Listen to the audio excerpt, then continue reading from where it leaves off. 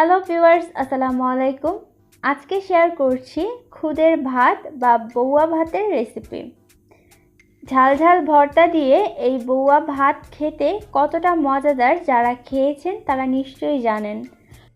অনেকেই এই ভাতটা পোলাওর চালের খুদ দিয়ে রান্না করে থাকেন, তবে আজকে আমি পুরোপুরি গ্রামীণ পদ্ধতিতে এই খুদের ভাত রান্না করে দেখাবো। আশা করছি আপনাদের অনেক ভালো লাগবে।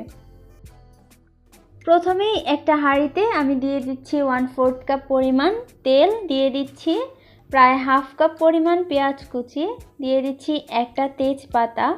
এবার এগুলোকে হালকা করে ভেজে নিচ্ছি। হালকা ভাজা হয়ে গেলে দিয়ে দিচ্ছি 1 চা চামচ আদা বাটা আর 1 চা চামচ রসুন বাটা।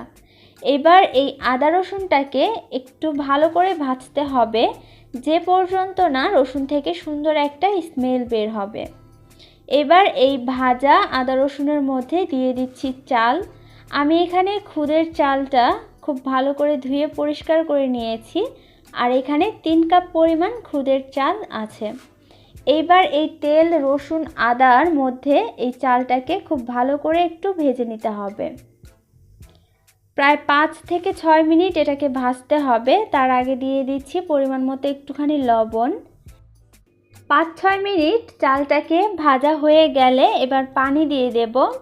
3 কাপ চালের জন্য আমি এখানে 7 কাপ পরিমাণ পানি ব্যবহার করেছি।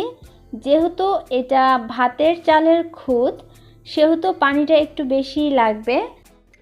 পানিটা যখন ফুটে আসবে তখন দিয়ে দিয়েছি প্রায় 10 থেকে 12টা কাঁচামরিচ ফালি দিয়ে এবার এটাকে ঢাকনা দিয়ে ঢেকে রান্না করব মিডিয়াম থেকে একটু কম আঁচে।